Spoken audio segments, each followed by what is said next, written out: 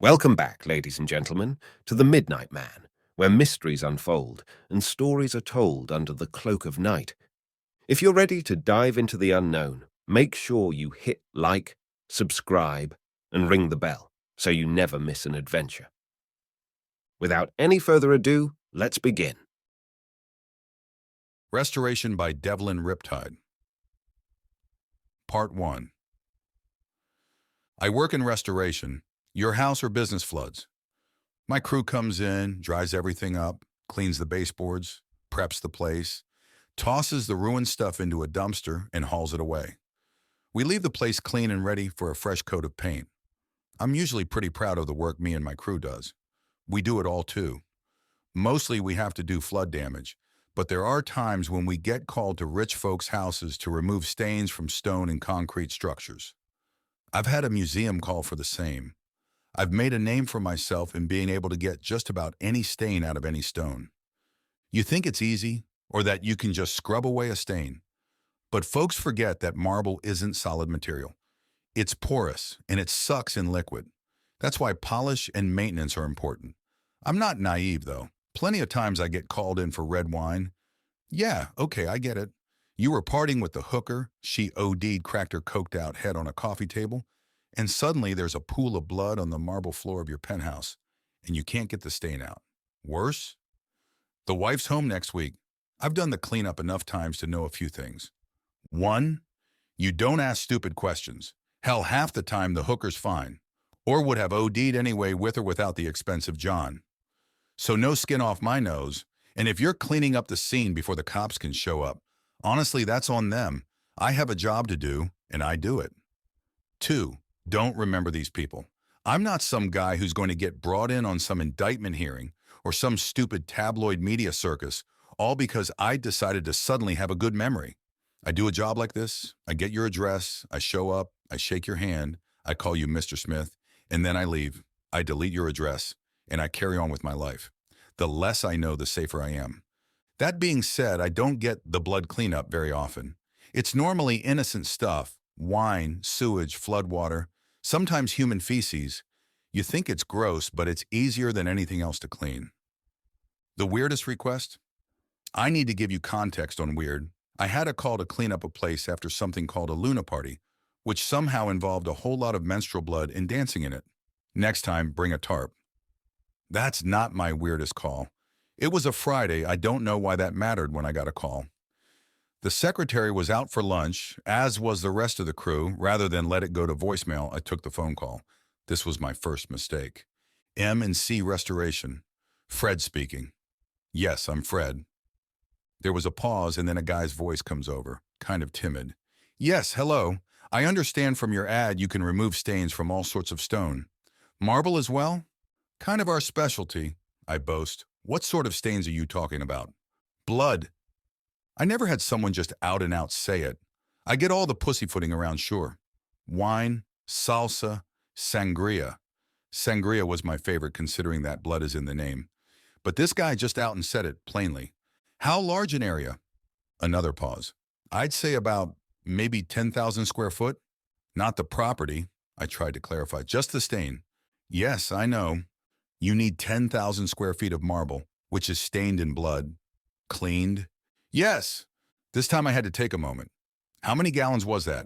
I thought back to that lunar party thing or whatever, but even that is only a single floor.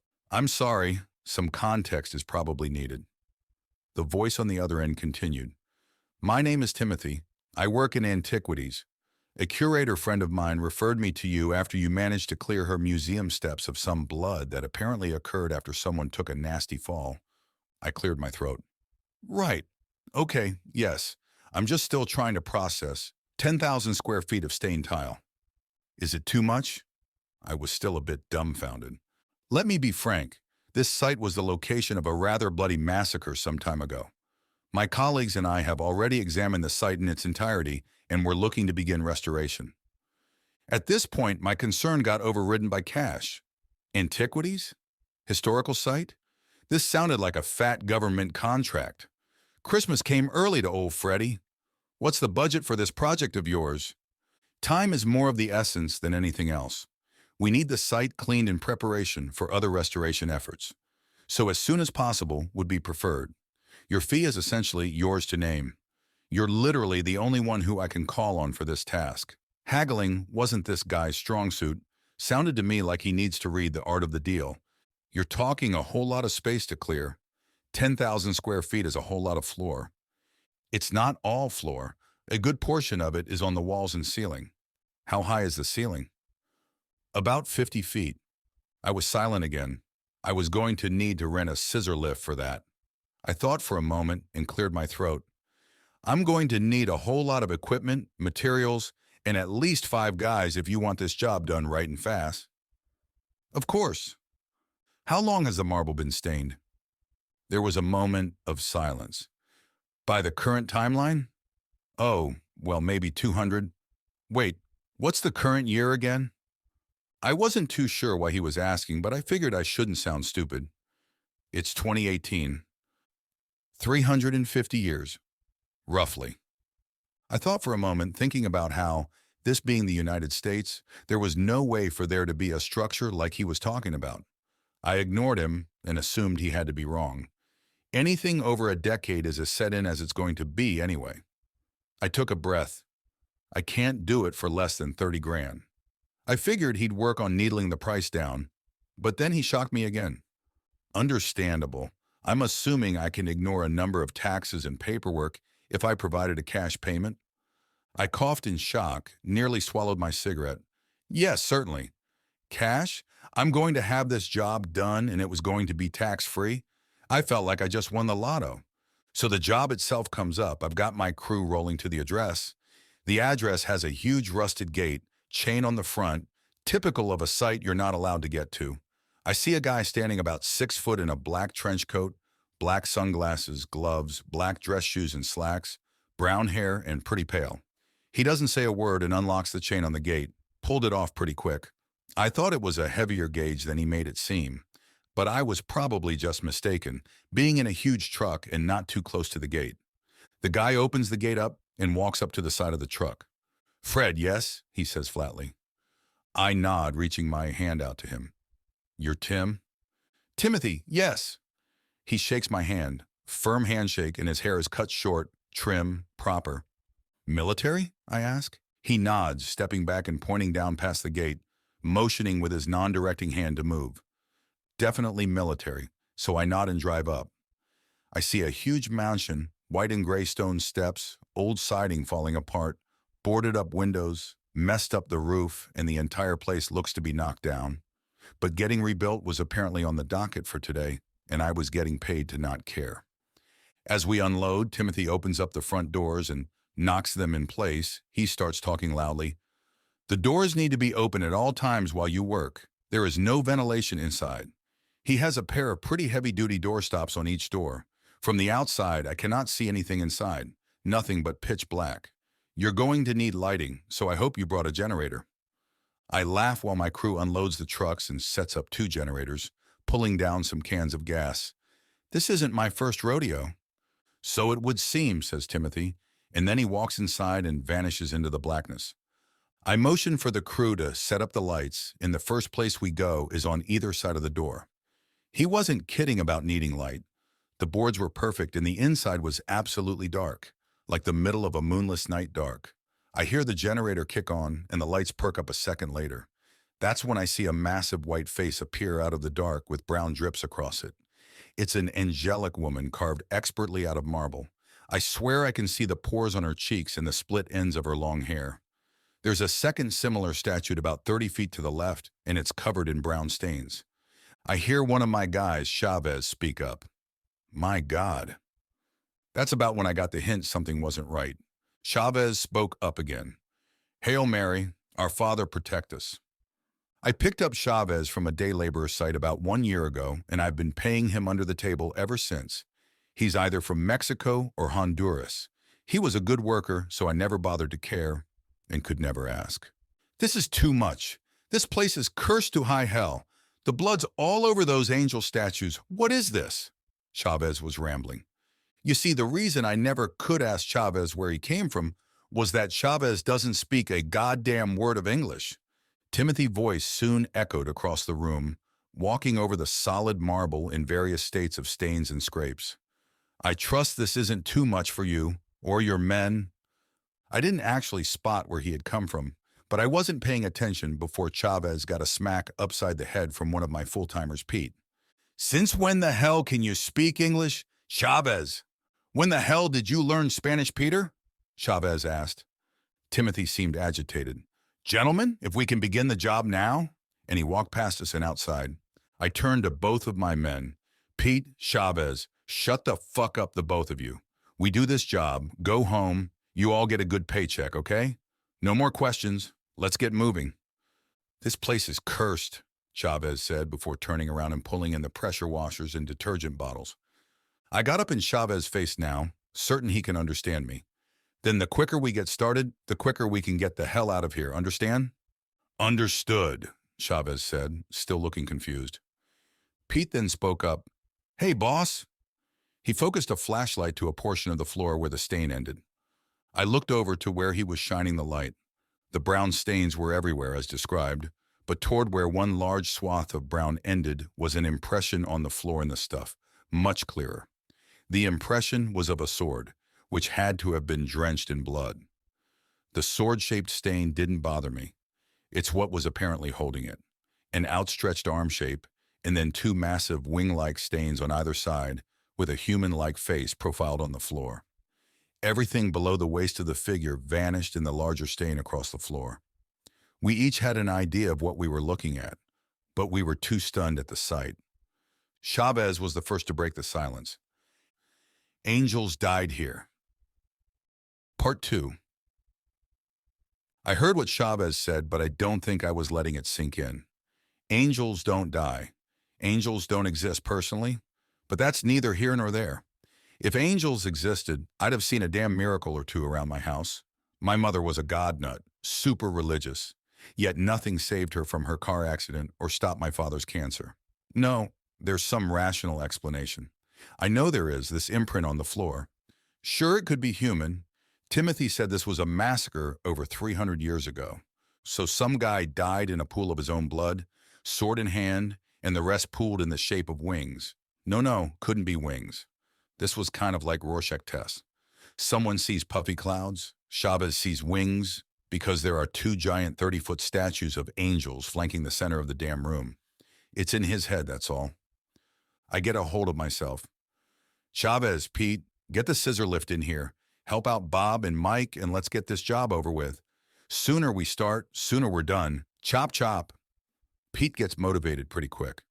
But Chavez is now on one knee making the cross over his chest and saying God's prayer. I ignore him for now and get to busy myself with the task at hand. The most difficult problem first. The statue on the left needs to be cleaned, and carefully, since it's a work of art. As Bob and I are guiding the scissor lift into the place, I hear Timothy shout something at Chavez. I rush over. Now I feel like I'm on a normal work site. Hey, don't shout at my guys. What's going on? I intervene. Chavez has both of his hands up, stepping back from a huge structure of canvas and plywood, making up a barricade to the right side of the entrance. I was just checking for more stains, Fred. Understanding Chavez is a new thing for me, but it's not entirely unwelcome. Timothy seems exasperated. I appreciate your due diligence, but this area is unstable. I cannot have anyone pass these barriers. I apologize, I should have made that clear. The main hall is where the cleaning must be done. Only the main hall, any area that's barricaded is unsafe. I can't be held liable for the safety of your men if they wander past them. I looked at Chavez. You heard the man. Help Bob with the scissor lift and then get to pre-treating the statue. Be careful, okay? Chavez nods and looks to Timothy. What saint is she? Timothy looks at the statue for a moment and gets this kind of faraway look in his eyes. Dinah of Enoch. Chavez gives Timothy thumbs up and says, I'll take good care of Saint Dinah. She will sparkle. He runs off to help Bob with the scissor lift, and a very confused Bob and Chavez make their way over to the statue of Dinah, I guess. Timothy is smiling an odd kind of smile, and I almost break my no questions rule for a moment. I get my hard hat on and start shouting at Bob when I see he's not wearing a harness on the lift. Typical worksite stuff. Gotta remind the old-timers they're mortal and make sure the greenhorn of the group doesn't fuck something up. I'm happy to slide back into my routine. It wouldn't last, of course. About halfway through the day, we're just about done getting the bust of this statue clear. And I gotta say, she's looking as good as new there when we hear a huge bang. It sounds almost like someone took a large aluminum pipe and smashed it down onto the marble.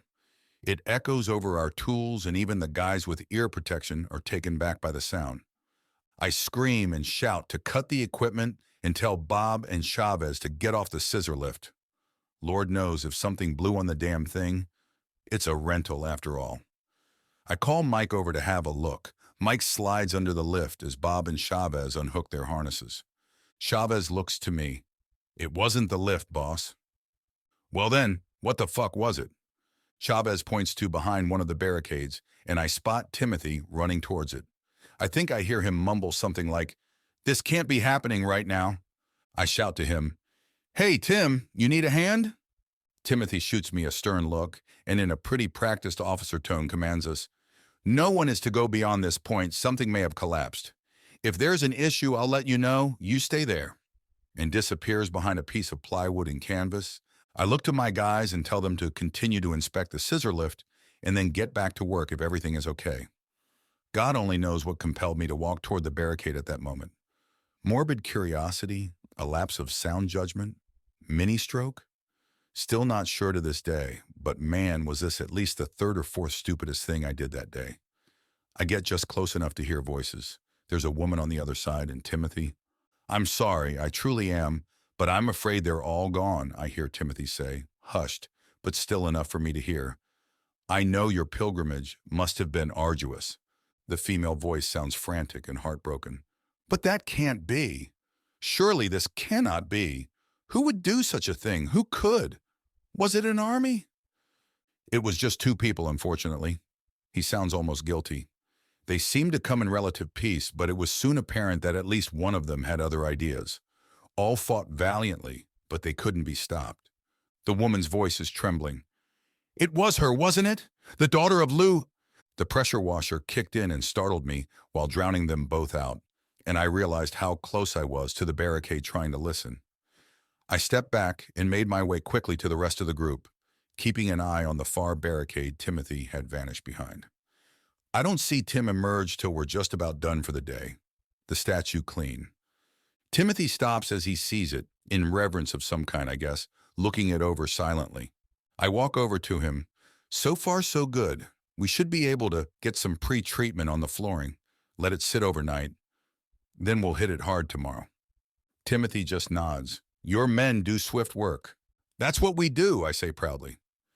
Pete starts yelling for me from across the room. I excuse myself and hustle over. "What's up?" I look at where Pete is, and he just points down.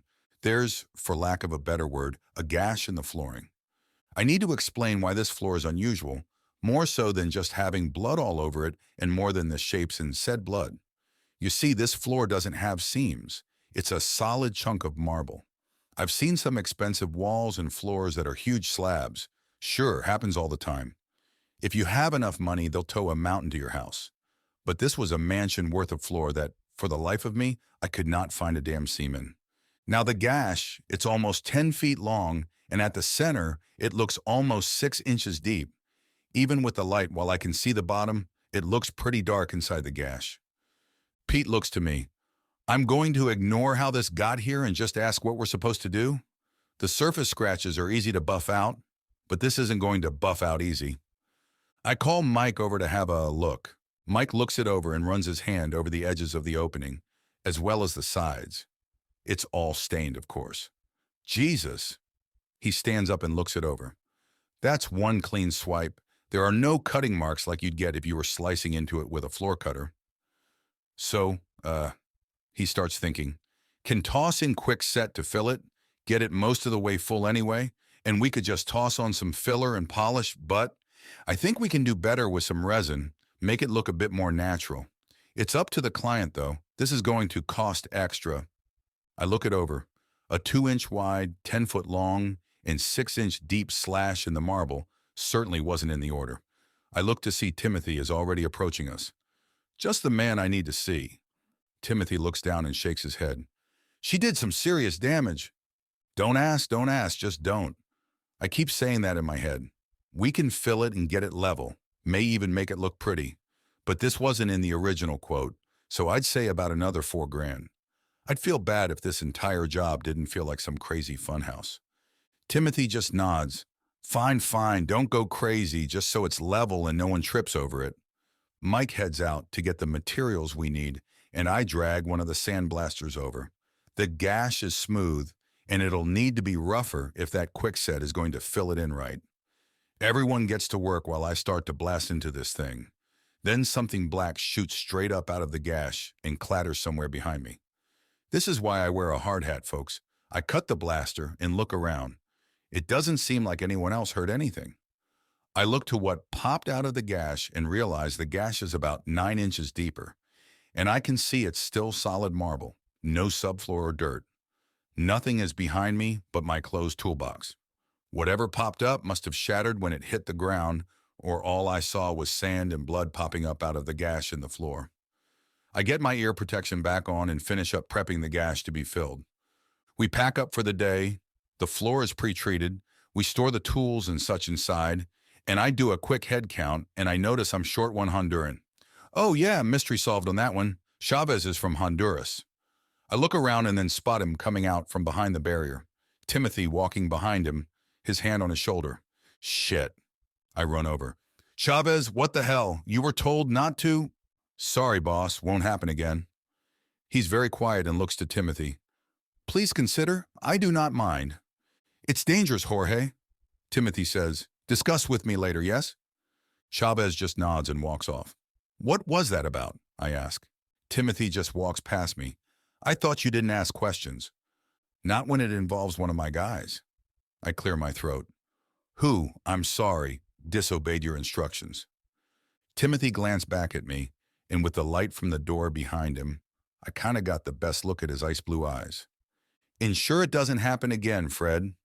I just nod dumbly as the red flags keep waving in my head. Just don't show up tomorrow. Take the money, leave the gear, go on your merry way. Granted, I'd only been paid half of the job, but still, it was a decent amount. We get packed up and the crew and I head out, packing my toolbox and other smaller items in the truck. I notice Timothy is locking up the doors of the place and then escorts us to the gates. He closes them with him on the other side. I pull my truck up to the gate. You are living on site? Timothy hesitates for a moment but answers, yes, I have a trailer out back. See you bright and early tomorrow then. Timothy just nods and waves me off. I never actually paid attention to where he went from there. I turn to Chavez in the truck and ask, so what did you and Timothy talk about? K is all I get from Chavez. He has to be fucking with me. I put it out of my mind, drop Chavez off at his place. He waves as always. Gracias, Senor Fred, and heads home. I head back home as well. At home, the kids are asleep, as is the wife, and I've got my toolbox in the garage. I pop open my toolbox as I've got to swap a few things in and out for the next day, specifically some mixing bits and the like. When I open my toolbox, however, something inside of it is certainly not a tool I have ever used. I suddenly recognize it. It's the object that came out of the gash. My toolbox was open behind me. It must have closed when the thing slammed into it. The object is about 3 wide deep in the center, 2 feet long, and about 3 inches thick at the top, tapering to a point at the bottom. It looks almost like a wedge, and I realize it's probably blood that seeped into this gash and solidified over the years. I pick it up, and it's light. But despite my attempts, I cannot break this thing. Looking at this object in the light for the first time, it almost looks like a blade. Either that or the shape of the gash just shaped this thing into one. The top is flat. The bottom comes to a point, not sharp, but it could be. Light seems to penetrate through the edge of this thing, and it is tinted deep red. The rest appears to be black. I didn't even know blood could become a solid, but I guess if there's enough of it, it's possible. It's about 10 after 11 when I swear I hear 3 taps against my front door, as if I had a knocker or something. I don't, by the way. I leave the object in my toolbox, closing it and locking it, and head to the front door. I'm not an idiot. I make sure to check my closet next to the door, and I make sure my shotgun is loaded. It's after 11 p.m. What psycho comes knocking at someone's door at this time of night? I open the door halfway and am greeted by an outstretched hand with a black ring on each finger, one of which was about to tap again on the door. The hand pulls back and clasps a wide-brimmed white hat, removing it from his head and lowering it to about chest level. One hand is behind him and he's standing a good 6'3", wearing a white duster of some sort and a red tie over a black, very expensive-looking dress shirt. He has white-rimmed glasses and yellowish eyes behind them, jet black hair that's well kept. As he speaks, it's almost like his voice doesn't match his body. His face isn't odd, but doesn't stand out, and his voice sounds almost like it comes from an old cop movie. "Evening, young man. I understand you're working with an associate of mine, goes by Timothy. While client confidentiality isn't my cornerstone, keeping my business out of my personal life sure as shit is. Sorry, buddy, but I'm going to have to ask you talk to me during business hours." His face falls slightly. "Now, this is important. Regarding that place you're working in, Timothy may have you misled, you see. He's using this place for his own means, not prosperity." He pulls out some kind of business card and twirls it over each of his fingers before handing it to me. I look it over. It just has a phone number on it, no other information. His other hand brings an unlit cigarette to his mouth. He inhales, smoke venting out of his nostrils. "If you were to happen across something of note, I'd be appreciative if you could contact me. I'm not doing that. I'm not the kind to take things from a work site." Normally, this is completely true. A shit-eating grin spread across this guy's face, and his oddly perfect teeth almost glisten in the light on my porch. True. Be ashamed to take something that you don't understand, only to wind up dead. He cocks an eyebrow at me. Or worse. I had it with the creep on my porch at this point. "Listen, pal. Hit the bricks, you hear me? Get the fuck off my property, or I'll call the cops." I try cocking a shit-eating grin myself now. Or worse. I don't think it works. He stands still. I can barely tell if he is breathing. I pump the shotgun behind the door. I know there's no point to this. I just eject a perfectly good shell. But I want him to hear that I've got a gun. It's pump action, and it's in my hand. His voice suddenly changes, or he just drops the facade, and a raspy voice like that of a lifelong chain smoker slithers out of his throat. Half a whisper, half a wheeze. "Not parting with it, then? Well, I'll have it one way or another, for certain." The accent is hard to place. It's not quite Middle Eastern, but it's not like anything I've ever heard. I now pull the shotgun out and point it at his face. "And now I'm done with you. Whoever the fuck you are, get out." He doesn't even flinch, he just grins more, a hissing chuckle dripping out of his mouth. "You are a fun one.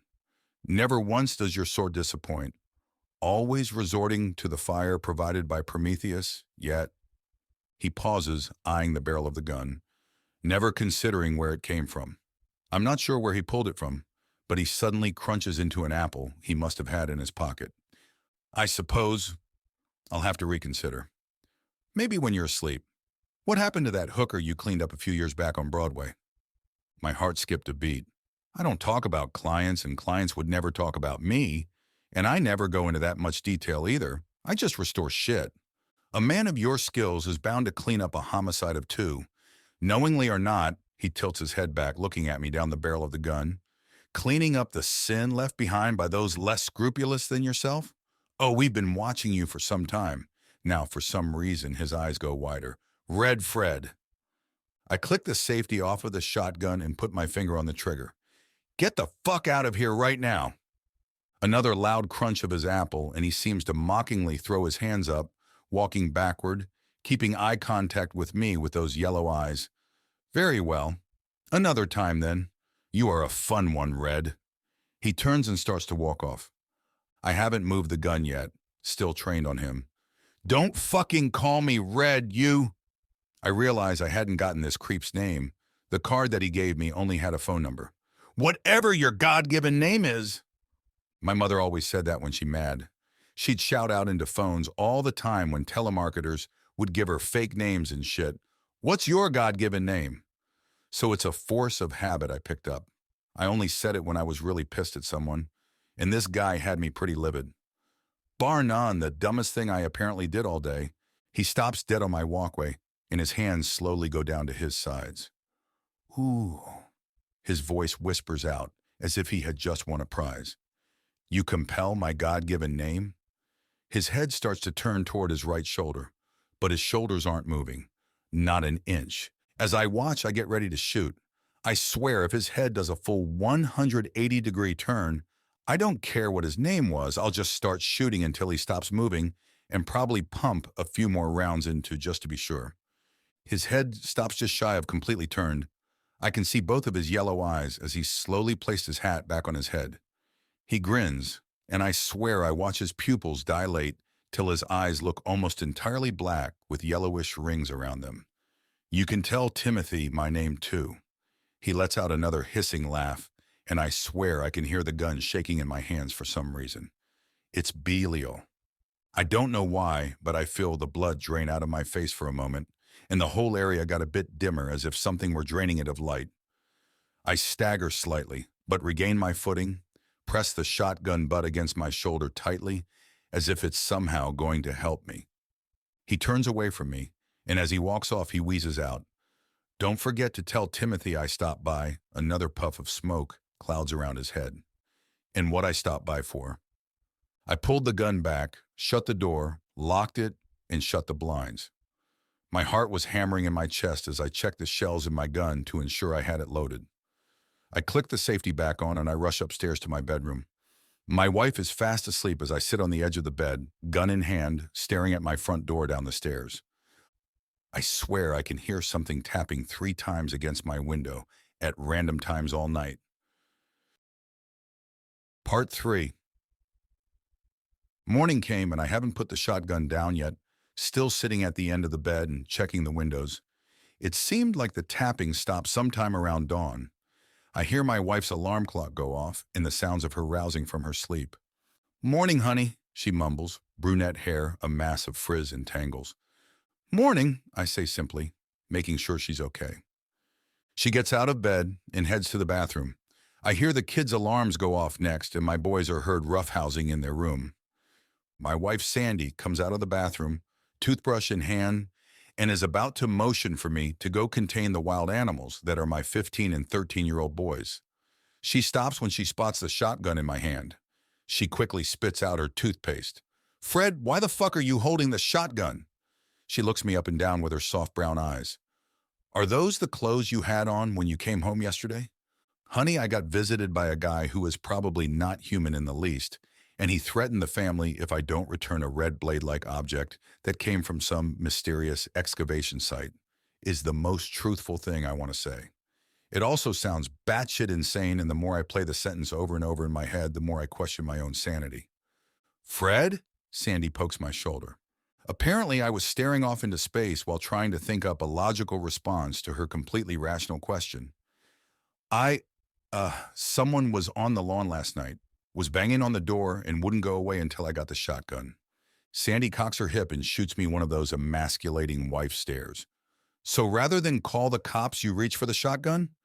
I cock the shotgun and clear the ammo out before heading back down to the closet to put it and the shells back. Just wasn't sure if it was a prowler or kids. Sandy pokes her head out of the bedroom. "And speaking of, Colin, Trevor, shake a leg."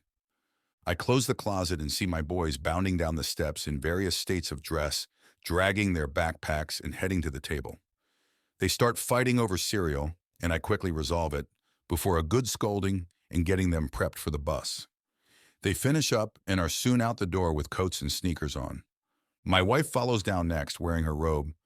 "Don't you have that job today?" I nod, looking at the time. "Yeah, you're right." "Then get motivated." I do and head out the door, give the wife a kiss, and I'm heading back to the site, making sure my toolbox is with me. Same as the first morning, Timothy is there at the gate. He undoes the chain and we all head to the mansion again. He props the doors open and the crew heads in. I get the business squared away first, Chavez and Pete on the scissor lift to finish a few touches on the walls, while Bob and Mike get to mixing the quick set and filling in the gash in the floor. They also work on making sure there's a barrier between the gash and the rest of the work area, so we can work on the rest of the flooring. During this prep work, I notice Mike eyeing the doorway. Mike, you taking in the scenery?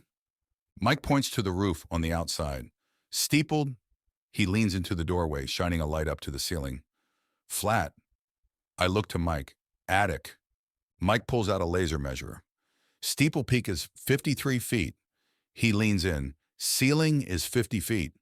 He leans out again. Low point steeple is 44 fat.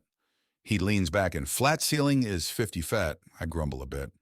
Our last day here, Mike. Get the job done. That thing's probably on the fritz. My eyes aren't on the fritz, Fred. Damn your eyes. I see Bob looking at the same thing as Mike. Bob, do something. Bob seems startled but manages to compose himself and get back to setting up his tools. I walk past the crew as they prep and pop open my toolbox. I find the strange object or artifact or whatever out of my toolbox and head toward Timothy. Timothy is observing Chavez and Pete when he spots me coming. This wound up in my toolbox, I say, holding the object out in front of me. Timothy looks it over without touching it, then looks to me after a solid minute. This came from here? I nod. From inside that gash in the floor. Timothy holds his right hand over the thing for a moment, then he starts guiding his hand back and forth over it slowly. I have no clue what he's doing, I'm about to ask, but as I look up, I notice his eyes seem to be a more intense blue than they were before, specifically his right eye. Timothy stops suddenly and just grabs the thing with his right hand and pulls it hard out of my grip. Thanks for returning this. He turns it over in his hand again. His eyes seem to be a normal shade of blue again. It's a very rare find. That's what your associate said. I was hoping to fish for some info. If this Belial guy knows Timothy, then Timothy should know him. Associate? He looks at me quizzically. I nod. Yeah, tall guy, kind of yellow eyes, way too perfect teeth. Timothy seems completely confused. I'm afraid I don't know anyone like that. All my associates are here. I figured it was time to stop trying to get him to spill the beans and just come out and say it. Listen, the guy shows up last night, tells me he wants that thing, and then tells me his name is Belial and that you know him. Timothy's face goes slightly pale. You're certain he said Belial? I just nod. Timothy looks to the object and then walks to the doors. Sorry for this, but I hope you have everything you need inside. And he shuts the doors.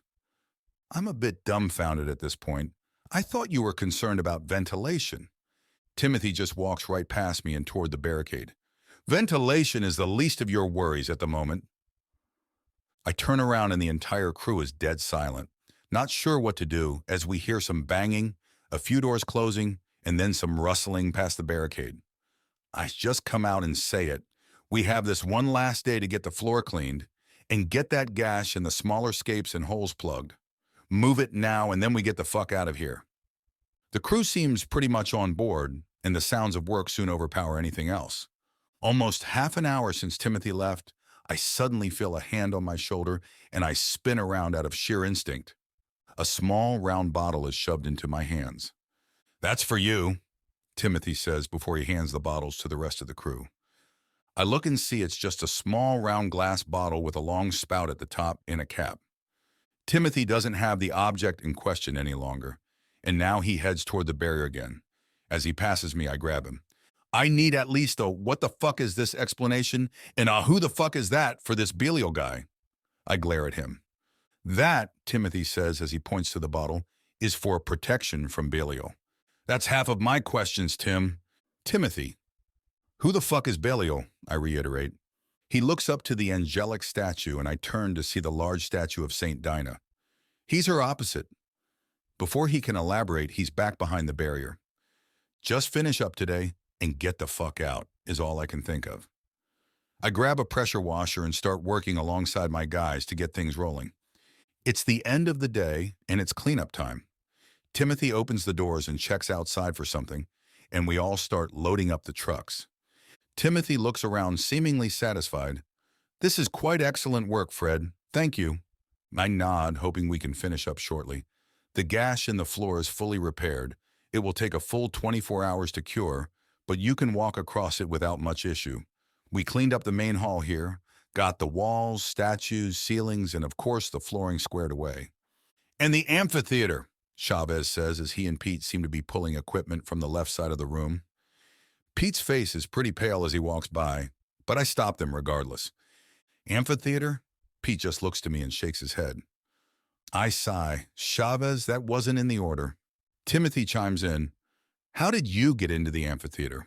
I'm never going to get out of this place, am I? So close, yet so far. Chavez happily shows us down the left-hand side of the hall and clicks on the lights. A pair of massive 50-foot double doors stand right in front of us and reach from floor to ceiling. The ceiling looks like it tapers to a dome. It's not so much that there's a pair of massive 50-foot tall double doors right in front of me that are almost 20 feet wide. It's what's on the damn things that bother me. Carved into the marble are pictures of armor-clad angels with feathery wings. Under their feet are various horrible-looking creatures. A few of the angels stand over said defeated creates with spears shoved in them. Others are in the process of smiting them. As the doors go up, the carvings get weirder. Not just feathery angels, but these other winged humanoid things. They look like lizards with wings. Stranger still is at the very top of these doors is a huge lizard-like figure. Massive bat-like wings spread out, holding a shield with a cross on it and a huge spear. It's hard to see fully, but the doors seem to meet, or at least have to meet, in the middle at where his face would be. If you could call it a face, it was mostly a lizard head with horns over a long snake-like neck. Chavez takes a knee in front of the doors and starts reciting God's prayer. One of them clicks open. Voice-activated doors? I ask, hoping there's some kind of rational explanation and wondering why we haven't left yet. Chavez gets up and opens the door enough to walk in. He drags one of the lamps in and powers it up, motioning for us to come in. We found this door here, and I and Pete cleaned it up. It was easier than the rest. The floor here is different. I look down and, thank God, there's a seam. I finally found a seam in this place. But the seam is from marble to granite, and as I walk in, it's pretty clear that, oddly, everything is made of granite in this room. Stacking up into the darkness, so high I couldn't even tell, were chairs. These chairs were large, stone chairs. They all culminated around a central chair. A chair is an understatement. This was a throne. The chairs all surrounded the stage we found ourselves on in a huge crescent. I turned to Timothy, whose gaze was transfixed on the central throne, that faraway look again in his eyes. Chavez was again the only one to speak. Saint Dinah? Timothy nods and leaves the room. I did not know how those doors open. Thank you, Chavez. I click the lights off and pull the lights out, making sure everyone is out of the now perfectly dark room. Good work, guys. Now let's get packed. I'm now overly invested in getting out of here as fast as possible. Pete leans over to me, whispering, the door outside and the amphitheater doors are on the same wall, but there's no structure on the outside that could fit that. I notice this as well as I walk outside the mansion and then back inside. Pete, yeah? Don't think about it. Pete just frowns at me. I guess that's the best bet. I give a final examination of the place before we kill the last of the lights, and I do have to say the place is looking nice. The white marble floor is polished to the point where I can see my reflection. The gash is sealed up nice and neat and just looks like a vein in the marble. Everything is looking perfect inside. The walls, the ceiling, the floor. I give a little nod to the St. Dinah statue and head to the door as the lights are taken down. I do my head count, and once again I'm short a Honduran. I walk back inside and find Chavez kneeling in front of the statue of St. Dinah, only the light from the setting sun reflecting off the floor to light the room softly. Chavez, end of the day, let's go. I'm staying, he says simply. I notice the bottle that Timothy handed him is empty. Did you drink that? I said, a bit shocked. Do you even know what is in that, Chavez? God's blessing. Chavez stands up and he just looks, for lack of a better word, happy, like a man without a care in the world. I'm not just leaving you here, Chavez. The client isn't going to like you hanging around here. Timothy chimes in, walking back from behind the barrier again. Actually, Chavez agreed to assist me in a few things going forward. I turn to look at Timothy. You ever think I might not want to lose a member of my crew? Chavez speaks up. Mr. Fred? It's okay. I want to stay here. I want to help St. T. Timothy interrupts. He volunteered. It was hard to say no to him. I give Chavez a look. He just smiles and extends his hand. Nice working with you, Fred. I ignore it. Get your head on straight. I'm your ride. I'm staying, Fred. I turn and shout, Chavez, I'm not staying here any longer, okay? I'm out, done, finished. I stop for a second. I didn't say finished. I said finito, but for some reason it came out as English. I'm 100% done with this place, okay? I'm out. Job's done. You want to stay? Enjoy. I head towards my truck, look to my toolbox, ensure nothing else is there that shouldn't be, close it, and out I go. As I head out of the doors, Timothy starts to close them behind us, him and Chavez still inside. Timothy looks to me before he closes the doors. The remainder of your payment is in the truck, everything we discussed. I cannot fully express my gratitude. He shuts the doors and we load up. I check the truck and there's an envelope with the second half of the payment. I'm pretty shocked and I count the bills a few times. I'm up a good 10 grand. I've heard of getting a tip, but this was a bit overkill. I know one pair of kids whose college fund is going to be in a good place after all of this. At home, I'm doing the husband thing and cleaning up the dishes from the wife's dinner. Sandy and the boys are asleep and that's when I hear a crash in the garage. I run to the closet, grab the shotgun and fill it with a few shells before I rush in. I'm kind of expecting him at this point. My toolbox and all the tools are strewn about all over the floor. I see my garage door opened slightly, and suddenly something small and almost glass-like hits me in the face. I look down to see what looks like a chunk of the object that was in my toolbox, about the size of a $50, land on the floor. That is but a pittance, Red Fred. I turn to the voice and I see glowing yellow eyes in the darkness. Not nearly what I need.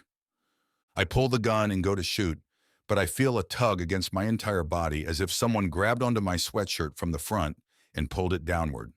I barely take a step forward, but it's enough to get me to point the gun down at the floor.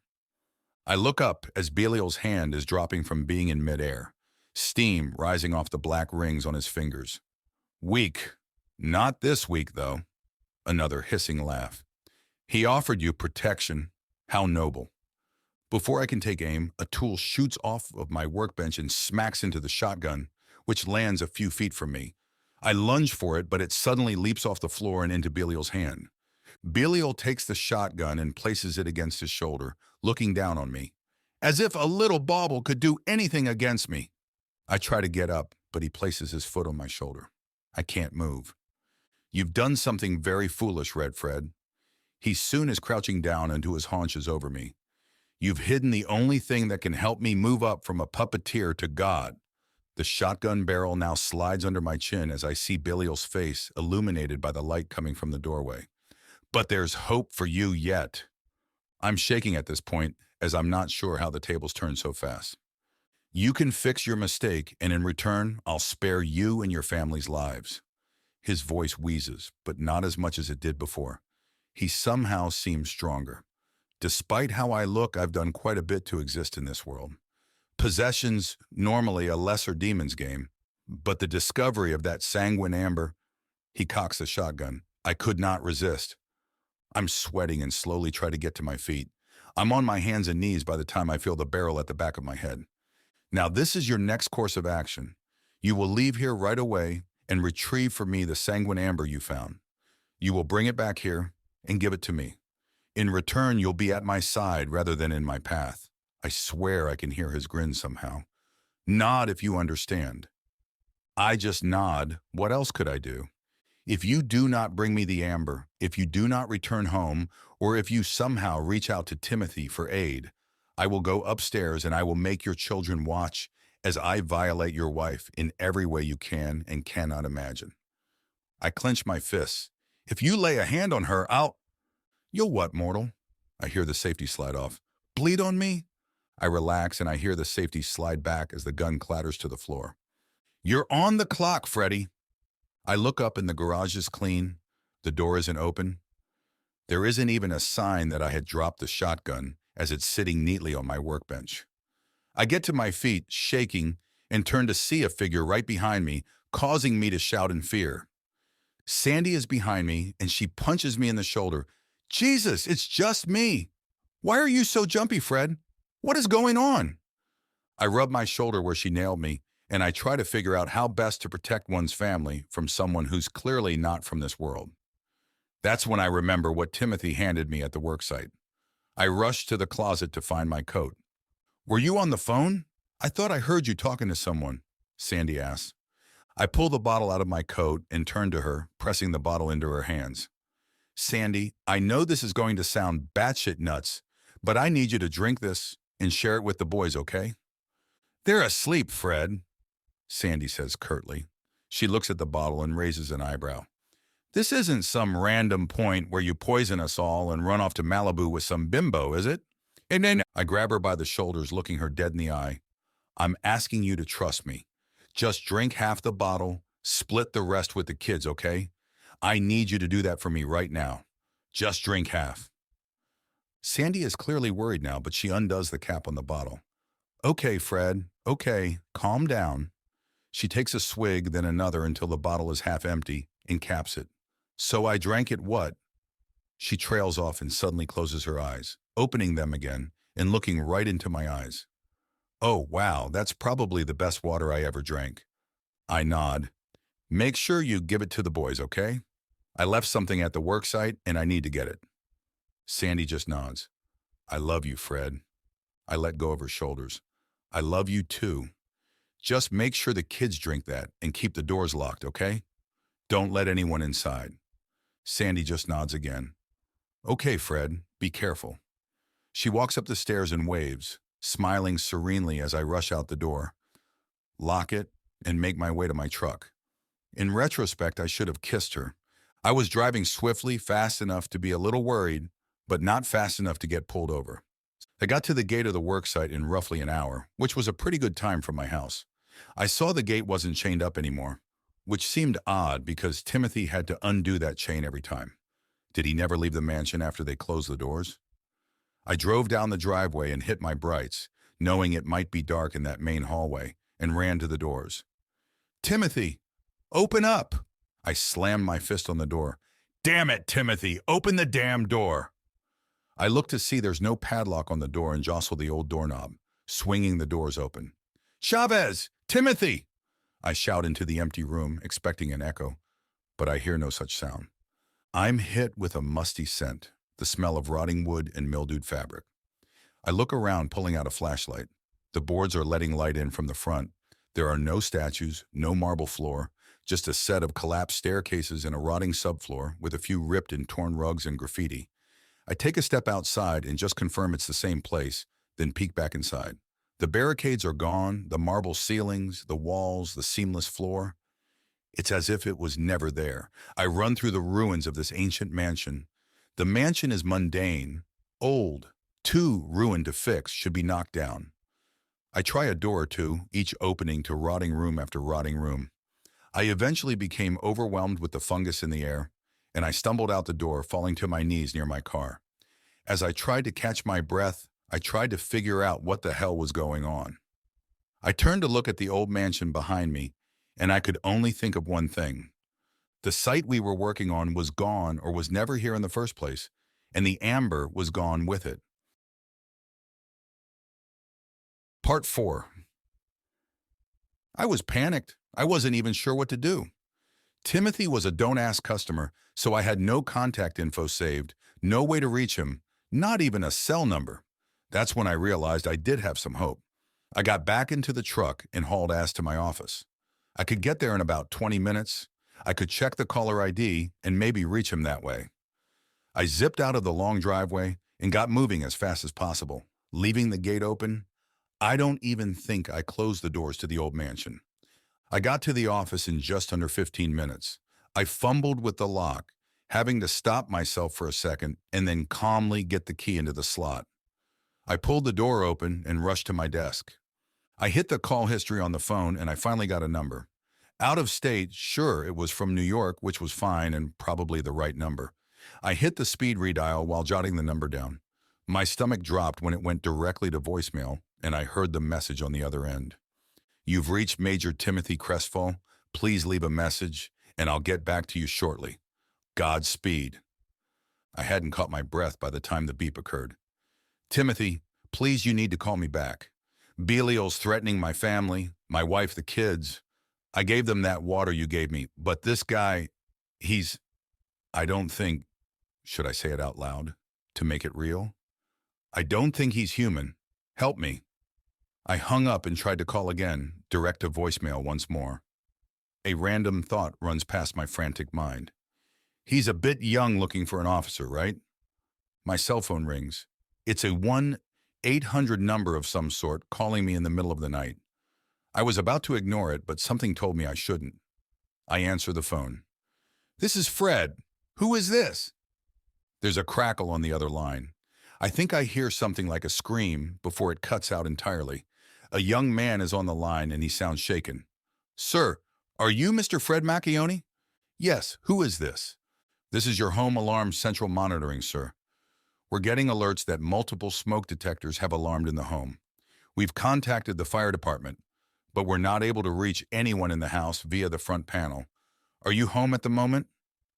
I feel a little dizzy, but I stand up regardless and make my way to my car. Oh God, have you tried my wife's cell? Yes, sir, we've attempted multiple times. Are you home?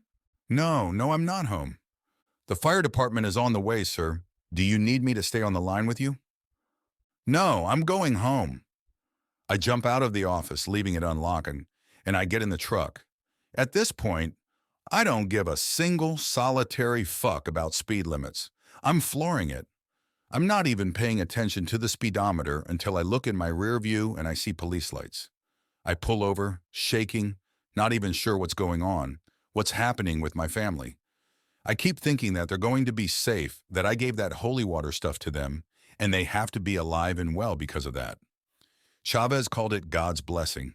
A tap against my window and I roll it down quickly. The cop is a gruff-looking, heavy-set black guy. In a hurry?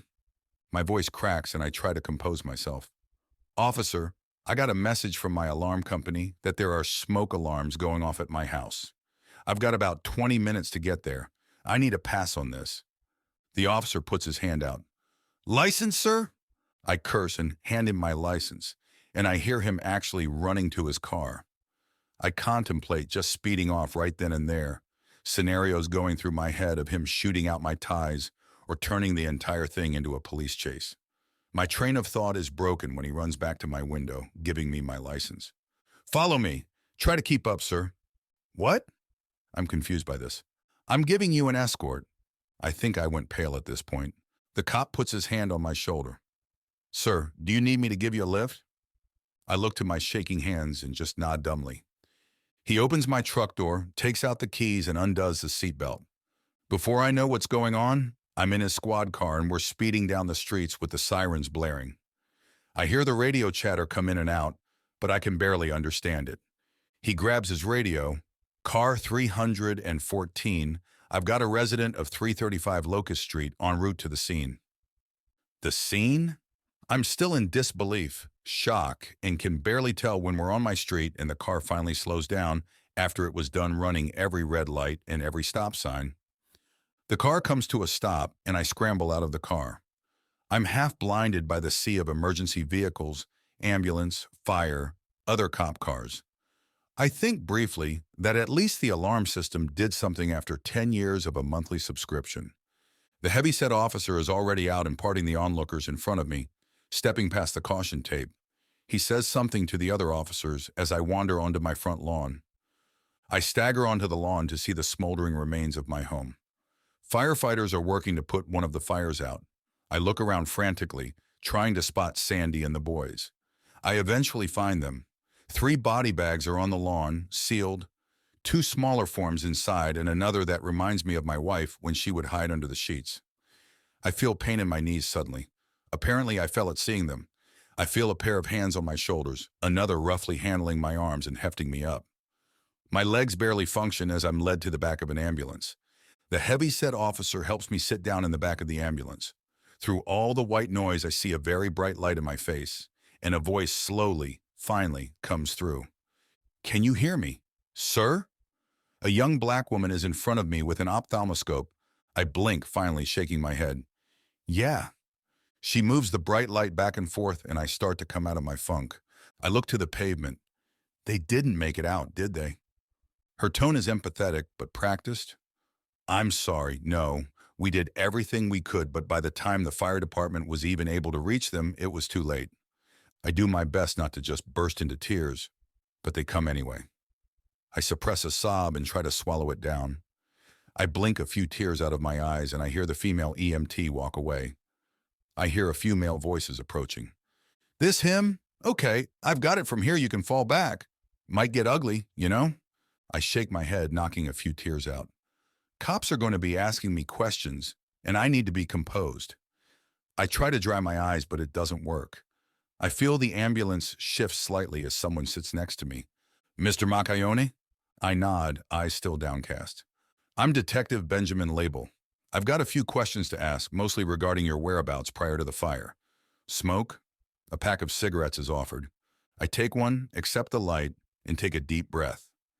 I am about to say something when I think about how odd that name sounds. I hear a wheezing snicker and the voice changes to one I'm far too familiar with. I'm kidding, Freddie. I know where you were. My head snaps to my left and I see Belial. He's sitting right next to me, black hair slicked back above his pale face, yellow eyes and 2 white teeth.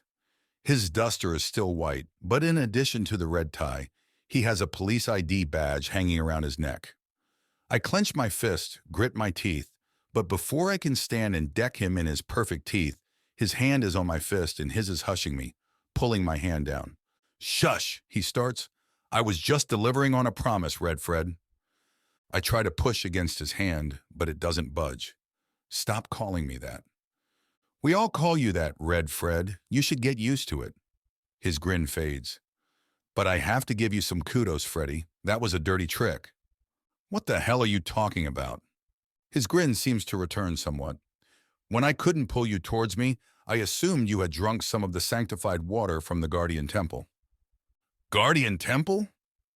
Belial snickers, almost hissing. The place you were cleaning, Freddie. He takes a deep breath, wheezing out his next words. As I said, you surprised me, giving your only protection against me to your family.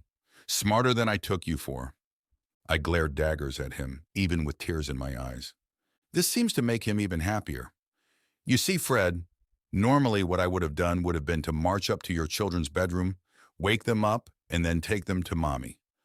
I'd then torture her relentlessly until she forsakes you and the children, and then promise her an end to her pain in exchange for her soul. A chill runs down my spine. The strong ones resist, right up until I threaten to put the children through the same pain I'm putting her through. He's grinning a sick grin from ear to ear. Then I take her soul in exchange for the safety of her children. Once that's mine, I remove the love she holds for her family, for God, make her one of my whores, and then she usually would just kill the kids on her own. He lights his own cigarette. You know, for fun. I can feel the horror just wash over me. It's almost without fail, worked for at least 9 out of 10. I try to swallow the lump in my throat. But you, Fred. His grin fades. You robbed me of a good time. You see, normally, if you drink a half bottle of that holy water, you're protected from possession and the like. But what you did, Fred, giving them your protection selflessly, that bumped the potency up something fierce. He shows me his left hand, the skin on his palm almost entirely black, his hand shriveled and shaking. One of his rings even falls off his finger and shatters when it hits the ground. He curses in some unknown guttural language as this happens. You see, Fred, that happened when I reached out and grabbed your wife's arm. Burned like a bitch. Still feel it burning, actually. He now glares at me. The yellow in his eyes seems to be moving. So with me being unable to touch them, I had to take some more mundane methods of keeping my promise. He pulls his hand away and slides a leather glove over it.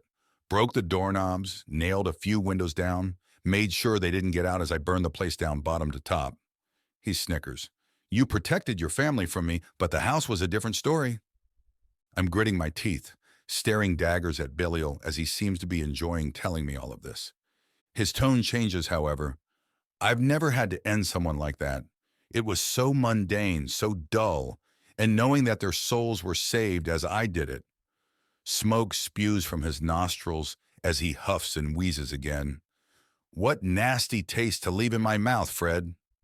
He stands. But you've been through enough today. I'll let you live for now. Belial turns to me. Unless you want to make it easier on everyone and just, you know, he slides a finger across his throat. Might be nice to do something ironic, you know? There's a tire swing in the backyard. Could hang yourself from it. As he speaks, I feel kind of woozy and confused. Maybe at the motel, take the hairdryer and take a shower with it? I shake my head. It feels like someone's shoving cotton in my ears, and I can only hear his voice over the background noises. His breath is on my ear now. When you think about it, what sort of man can't even protect his family? The only honorable way out is to remove yourself from the equation. Suddenly he's gone and I can think clearly again. The EMT is back and she starts taking my vitals. I'm gazing up at the night sky and I've got no idea what I'm going to do. The next week goes by like I'm a passenger in my body. I work out details with funeral directors and lawyers and insurance companies. I get tired of hearing the words sorry for your loss. I'm bouncing between absolute sorrow and blinding anger, and I can't control which family members I snap at or sob in front of. By the time the funeral day comes, it's me and a few friends and family on my wife's side. I'm in a church, the first time in years, and the organ is playing a sad old dirge while I sit at one of the front pews alone. My family wants little to do with me. Half of them think I burned the house down in a triple homicide. The news was leaked somehow about how the windows were nailed shut and the doorknobs were removed before being locked. So I'm pretty shocked when someone in a rather nice suit and some pretty powerful cologne sits next to me. We only just heard? A pretty thick Latin accent chimes in, but a pretty familiar one. I look up to see Chavez, of all people, sitting next to me. He's wearing a pretty expensive tailored suit, too. Chavez? He points to a necklace of some kind around his neck. Temple charm helps you understand me even when we're outside of it. I sit up, looking him over, extremely confused. Why are you here? I narrow my eyes. And where the fuck is Timothy? Chavez frowns. He's here, but I told him not to come to you yet. I know you blame him for this. No shit, Chavez. I look around the church before Chavez puts his hand on my shoulder. Where is he? Chavez shakes his head. Now isn't the time, Fred. I now glare at Chavez. So what? You're his lackey now? I stare ahead at the 3 caskets, all closed before me. What the hell is he? Not what we both thought, is all Chavez said. We are both quiet for some time before Chavez decides to piss me off. I know how you feel. Fuck you, Chavez. I glare at him. I'm out of tears at this point. I'm just in an angry mood right now. You know how I feel? Sandy and the boys didn't deserve this. She was an amazing woman. The boys were good kids. They didn't deserve this, and it's because of me getting mixed up with Timothy's bullshit temple or whatever it was. So don't give me the I know how you feel nonsense. You don't have a fucking clue. Chavez is silent as he looks ahead at the caskets. When I was in Honduras, I helped the cartels smuggle drugs past the border. I would build chairs, tables, and the like. They'd hide the coke in them, and I made the trap doors. But one day my trap doors all started to get found out. One day the cartel comes to me and they tell me that they're going to try something new. They want me to make crucifixes and hide the drugs there. They tell me the drugs won't be found as easy because people won't check the crucifixes. He makes a sign of the cross over his heart. I refuse. I tell them I'm going to leave. I promise not to tell the police, but I tell them I'm done. He turns to me, hands now clasped in his lap. The next day I wake up with a bag on my head. I think they're going to kill me, you know? I make my peace with God and accept my fate. They bring me to a river. Along with it, they have my mother, father, wife, my daughter, all lined up. His normally happy face turns mournful. They don't even give me a choice. They execute my family in front of me, throw them into the river. They tell me, you live for the cartel or you die for the cartel. I just look away at this point. Chavez leans back in the pew, now looking to me. You get to bury your family, Fred. Be happy for that. I'll never have that right. It was taken from me. I turn to him. His story is probably worse than my own. Not that I'm weighing tragedies or anything. Chavez, I ask, you never answered me. Why are you even here right now? Chavez looks around as if searching for someone. Fred, you always helped me out. You gave me a job, gave me a ride to my place when I needed it. Chavez gives me a sympathetic smile. I'm here because I'm your friend. As a man, I usually leave crying for the macho stuff, Grand Canyon and funerals. I guess this was an exception, though, of all the people who would show up when I needed it. If you told me it would be Jorge Chavez, the illegal immigrant who's the best guy I know with a sandblaster, I'd never believed you. Now I'm sobbing next to the guy and he's doing his best to comfort me. Chavez even volunteers to be a pallbearer at the end of the ceremony. At the graveyard, he is the last one to stand with me. I turn to him as I'm still swinging between deep depression and seething anger. Chavez, how can you still believe in God? He took everything from you and yet you're still faithful? Chavez starts to unbutton his jacket as he talks. When the cartel killed my family, they forced me to be their runner. He undoes his jacket and now is undoing some buttons on his shirt. One day, during a drop, I see a hole in the border fence to America. I think to myself, I can live in the cartel or die free. I prayed to God and asked him to protect me during my escape. I ran. He reveals his chest. There's a hole just below his ribcage on the right. It looks like a bullet wound. It missed my heart, lungs, and didn't even hit bone. A 1 in a million shot. A miracle, Fred. God's protection. That's why we should thank him every day, he said while tapping the scar. Thank him? Chavez, where was he when Sandy and the boys needed help? Where was God? Why didn't he help them then? Chavez looks me dead in the eyes as he buttons up his shirt. Did you ask him to help, Fred? I'm silent and just stare ahead of me, past the graves.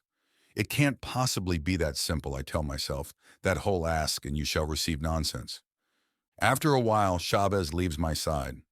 A few minutes later, I hear someone walking up behind me. I look, still facing ahead, and see Timothy in a black trench coat and suit with black tie behind me. You've got balls, man, I say curtly. I never intended for this, Timothy says plainly. He looks over the graves. What you did to protect them was, well, it was beyond what I thought you could do. He had started to smile a bit, but now his smile fades. If I had known you had a family, I'd have given you some other tools. I turn and march right up to him. Despite this, he doesn't flinch as I get in his face. Yeah, your tools were really fucking useful. I gave my wife and the boys that sacred water, and it just gave them a quicker death. It saved their souls, Fred, Timothy says simply. Because of you, your wife's soul isn't in the possession of Belial. Neither are your children. Bullshit, I shout. That's not how that shit works. You don't lose your soul if a demon possesses you. Sometimes you die, but I know enough about that shit to know you're just bullshitting me. I talked to the fucking priests. You think Belial is a demon? I take a step back. What else would he be? Timothy's face doesn't change expression in the least. Belial was first a dark angel, long ago. He was tasked with punishing impure souls. That was before the war. Timothy looks to the sky. I look up with him. What war? The war of cherubim and seraphim. The cherubim were high-order angels, created by God to be his servants, but who aligned themselves with Lucifer. Timothy looks to me. The war began when Belial talked Lucifer into defying God in the first place. I am pretty dumbfounded at this point and look to the graves of my family for a moment. Why does such a big shot from down below want to fuck with me then? The amber you spoke of, it has enormous power. Power enough where if Belial got his hands on it, he'd be able to pull himself into this world. Timothy answers. Pull himself? Newsflash, Timothy, he's already here. Timothy shakes his head slowly. Belial is only possessing a man now. That's why, the first day, he didn't just kill you and take the amber. The man he had possessed was still resisting him, still fighting. At that stage of early possession, a spirit cannot make someone do something they do not wish to. It wasn't until the next day his will faltered and Belial gained full control. Still, even in full control, only a wisp of his power can get through that vessel. Timothy gives an odd smile to me. Belial, with the amber, would have brought himself into this world completely, and as a full-powered cherubim, laid waste to everything. Now he beamed at me. So, Fred, you saved the world by keeping it from him. I looked away from Timothy, not knowing how to feel about that. It only cost my family's lives. Their souls are safe. And Belial's, yes, he's still out there. He's still gonna fuck with me, isn't he? I imagine he's none too pleased that you protected your family from him. He'll likely continue to torment you. Plan on doing anything about it? I glare at the graves. Or am I going to get a spot next to Sandy here as my protection? Do you plan on asking? I turn and face him. Please, Timothy, fucking help me get rid of this thing. Don't ask me. Timothy turns away from me and starts walking away. Who the hell do I ask then? I shout. Timothy ignores me and continues to walk away. I turn to face the graves again and I get the hint. I look around and clear my throat. Hey, God, mind giving me a hand here? Chavez's hand is on my shoulder suddenly. Do you know how to ask, Fred? I shake my head and Chavez just smiles. I'll show you. He gets on his knees and starts, Our Father in heaven, hallowed be your name. Your kingdom come, your will be done, on earth as it is in heaven. Give us this day our daily bread, and forgive us our debts, as we also have forgiven our debtors. And lead us not into temptation, but deliver us from evil. I slowly get to my knees and repeat. Chavez whispers next to me, Now ask and end with Amen. Chavez then gets up and leaves. I'm still on my knees, feeling rather awkward, but I just continue. God, I know I'm kind of a stranger these days, but I need help. This Belial guy, he's killed my family, and I need justice. Help me get rid of him. I hope that's enough, and finish, Amen. Suddenly I hear a deep voice above me. Fred Macchione? I look up, seeing only the silhouette of a male figure above me. God! I'm suddenly pulled up onto my feet, and I see several officers as well as the detective who said my name. The guy looks like an off-season weightlifter who's been shoved into a detective's uniform. The black officer's head is bald, and his voice is deeper than I'm used to hearing. Never been called God before, but for you I may as well be. You're under arrest for suspected murder, arson, and conspiracy to commit insurance fraud. Great, I say out loud as they cuff me. Hey, watch it!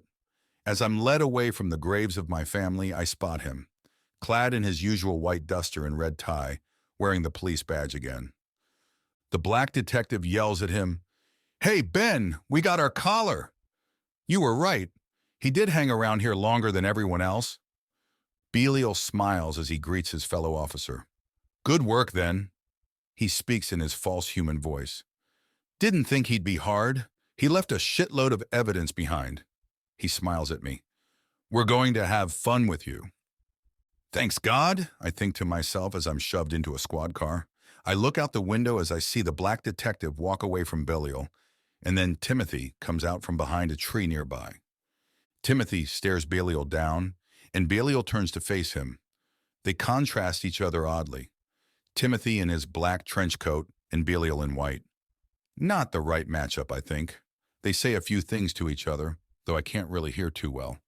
Leave is what I can make out from Timothy. Belial seems to laugh, but I can't hear what he's saying. Watching his lips, it looks like he says mother at some point. Timothy seems to narrow his eyes and get serious. Kick his ass, Timothy, I think to myself as I watch with bated breath as the two square off in the graveyard. Timothy seems calm and collected. Belial is grinning ear to ear.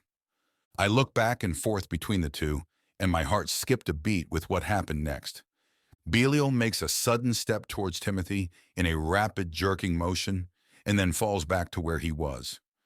Timothy flinches, causing Belial to laugh before turning away and walking back to an unmarked car with the other detective. Oh, great, I think to myself. My guardian angel is a pussy. Part 5. I get pulled out of the squad car in my Sunday best and lead into the police station. Fingerprinted? Great. Mug shot? Awesome. Pat down? Man, this day is going great. I started off burying my family only to get arrested for their murders in the evening. The pat down is a bit odd. The officer who's doing it stops at my coat pocket, doesn't pull anything out, and just waves me by after removing my wallet. I'm finally plopped into an interview room. There's a little two-way mirror about a 2-foot square, a table, and 3 chairs, counting mine. I notice they are bolted down, which makes sense as I'm sure they don't want folks going full Jerry Springer when being interrogated. I try to contemplate how I wound up here, thinking about where everything has been going and how. I think of a way I can maybe convince the detective who arrested me that his partner isn't who he seems. Could that work? I think of scenarios where, if he was convinced, what would happen? I know Belial can move objects. I saw that firsthand. Something tells me if I had not been handling highly sacred objects, he'd be able to pull me too. If I blew his cover, would he just kill us and everyone in this place? Or worse, would he kill his partner, Darth Vader force choke, and spin another frame job on me? Should I even count Belial as a he, or should I just be using it? Despite all this, I'm feeling oddly calm when I see both of them walk into the room. The black detective sits down and clicks on a recording device which is embedded in the wall. So, Mr. Macchione, I'm Detective Aaron Brown. We just want to ask a few quick questions, and then we can all go about our day. I look to Belial, who is letting his partner do the talking for now. I'll be happy to answer them, but I'll say this much: I didn't murder my family. Detective Brown just nods and smiles. Of course. He looks down to a file folder, pulling out a piece of paper. So the day of the events concerning your family's tragic demise, where were you? Belial is smiling wickedly. I was visiting a work site, and then my office. I was looking for some equipment I had left behind. I say plainly. I'm not entirely lying after all. This work site, how far away from your house was it? Detective Brown continues. About an hour, I say simply. And why in the middle of the night did you feel the need to check for this equipment?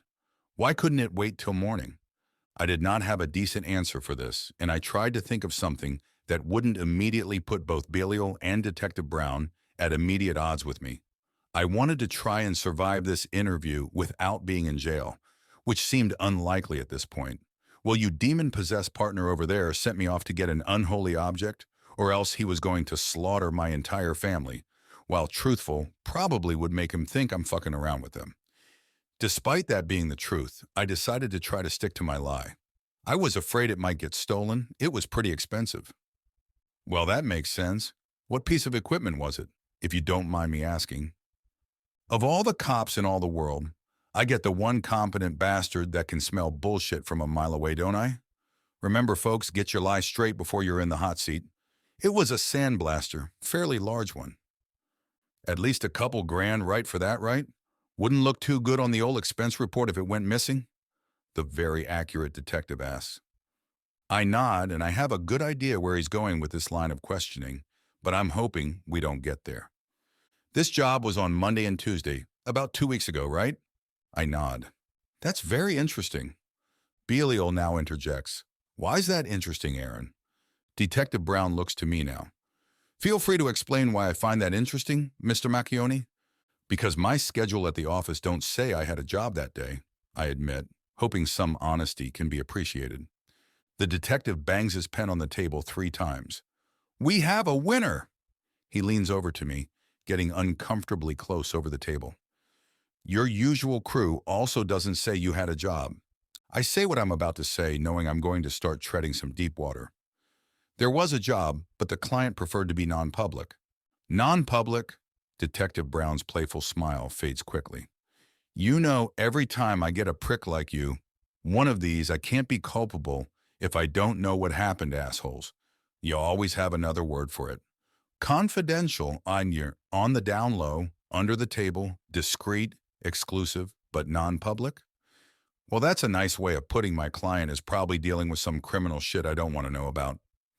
The detective leans back in his chair. What do you say, Mr. McCarn? Am I in the ballpark? I'm quiet now, waiting. I glance to Belial and catch his shit-eating grin. I'm starting to sweat and there's nothing I can do to stop myself. We had some forensic accounting done on your business, Mr. Macchione. Pretty preliminary stuff, you know? He leans over toward Belial. It should have gone under about a year ago, or at the very least, you should have fired someone. Belial now interjects. Now, dealing a few jobs under the table here and there isn't a big deal, but $100,000 bucks? That's a shitload extra stuffed into your accounts, Detective Brown says slyly. I look to Belial. That's not how much I have in my business, at least not in the bank. Timothy's case was the biggest score I had in months, and this year, the under-the-table stuff didn't come close to making up the difference. Not between all the expenses, equipment, and so on I had to pay. Did Belial do something? I literally have no idea what you're talking about. So you don't know where payment of over 30 grand came from in the past month? Say the cash we found in an envelope with a thank you letter that wasn't on your books, but was defiantly a payment? Such a nice letter, too, must have done him a hell of a favor. Admittedly, he had me there. With everything going the way it was, I never had time to properly handle the cash I got from Timothy's job. Normally, I'd make sure to pay out a bonus or two, buy some equipment, pay off some bills, and always do it with the under-the-table cash. I suddenly had an epiphany because maybe Belial didn't do anything but crunching the numbers of what I had done that year. I did have 2 cleanups, but they weren't as high profile. But they did overpay. I'm sweating more as I think about whether or not I am a good person after all. Here I am thinking about how my money laundering didn't go over so well, and I think the average kid dealing weed on the street corner could do a better job. That accounts for this year alone, and our guys are sifting through your books as we speak, and we keep on finding gaps in payments and bills paid that never should be paid. Detective Brown cracks his knuckles. And somehow I do not think your non-public clients would appreciate us digging through their dirty laundry. Might get ugly for you, especially if you're on the outside. That's the stick. Now this guy's going to give me a carrot. Of course, we could just skip all that if you can tell me, honestly, what happened to your wife and kids? Why the doorknobs were found removed? And why the windows were nailed shut? I'm quiet while I think of a way out, but then I hear Belial's human voice. Aaron, why don't you step out? Have a coffee. I'll turn that thing off, and I'll have a word or two with him. Detective Brown looks to Belial. Ben, he clicks off the recorder. I can't have another charge against you for roughing someone up during interrogation. Belial just nods. It's okay, Aaron. Just step out for a second. It'll be fine. Detective Brown stands up and leaves the room. I am pretty sure about half of all of that was normal good cop, bad cop setup. But with Belial alone with me in the room, I am pretty sure I got the good cop, satanic cop game played on me. Belial wheezes in his normal voice. That was dull and boring, wasn't it? He leans back in his chair. Do they still do the chair here, or just lethal injection? I narrow my eyes on him.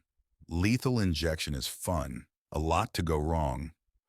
Belial's eyes are on me as he leans back, grinning. You can feel your heart and your lungs start to shut down sometimes. I adjust myself nervously in my seat and suddenly feel something in my jacket pocket. My hand discreetly checks it while Belial leans back in his seat, looking to the ceiling lights.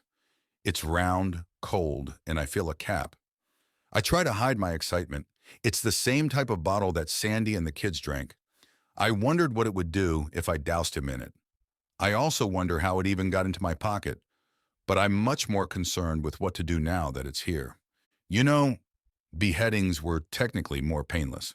He looks me in the eyes now. I miss beheadings. He moves his now-healed left hand up to his temple, resting his head on his hand. I notice he's only sporting 3 of his black rings, and I remember how one crumbled away from touching my wife. Hangings, too. Nothing beats when the rope doesn't snap the neck and you're just left being strangled by the rope, all while you piss and shit yourself in front of a crowd. Now or never, I think, as I thumb the cap off the bottle in my pocket. Shut up! Belial's gaze shifts slightly. What if I don't, Red Fred? I remember what my mother used to say whenever she felt she was dealing with things possessed in the house. Normally it was a dryer on the fritz or a bird that somehow managed to get into the house, but the phrase rang pretty clearly in my head for some reason the second the bottle was opened in my pocket. I hoped I wasn't going to look like a complete moron if this didn't work. I splashed the contents of the bottle on his hand first, then his face. I made sure to get every one of those rings covered in the water too. While I did this, I shouted, "In the name of Jesus Christ, get thee behind me." Steam erupted from his rings and he gasped suddenly in intense pain. He chokes as he inhales the rising steam from his hand. He stands up quickly and pressed himself against the wall, and he backed to flail as if he couldn't breathe. I kept splashing him and got a bit on myself in the process. I was a bit frantic at this point. I remember every time I saw an exorcism flick and start chanting, "In the name of the Father, The Son and the Holy Spirit leave this man, interjected with a few, "The power of Christ compels you." If not for the apparently seizing man across from me, I likely looked ridiculous. Belial is wheezing, hacking, and coughing. His rings have broken and crumbled to the ground. I feel like I'm missing something serious in all this, because he's still in front of me, his yellow eyes swirling and glaring at me. I can almost hear his voice in my head as if it's saying, "When this wears off, I'm going to murder you." I'm pretty sure I'm just pissing him off right now, but he's definitely weakened. I look to the bottle and I notice something is written on it. Is it a parable? I splash Belial one more time and read the bottle. Then I give my own shit-eating grin to Belial and read the writing out loud. Most glorious Prince of Presence, Saint Enoch, the knower of secrets, heavenly scribe, the governor of the world, expel from this cursed flesh the fallen before me. After the words leave my lips, I feel dizzy. I'm not sure if that's because I just might have successfully cast out an all-powerful demon prince, or because I'm being tackled by Detective Brown. Either way, when I hit the floor, I'm completely winded and not sure if I can keep chanting. "What the fuck did you just do to my partner?" Detective Brown shouts. From his point of view, things have gone far too south far too quick. Maybe he did just get a coffee and came back to see his partner being dosed in what looked like acid from the outside. Both of us are distracted, however, as the screams coming from Belial change pitch. Suddenly they go higher, shrieking, and I watch his mouth open unnaturally wide as his head points upwards, his back arching unnaturally, arms stiffening to his sides as he begins to shake. The form of a man crawls out of his opened mouth, naked from the waist up. His eyes are yellow and black swirls of smoke, his form translucent.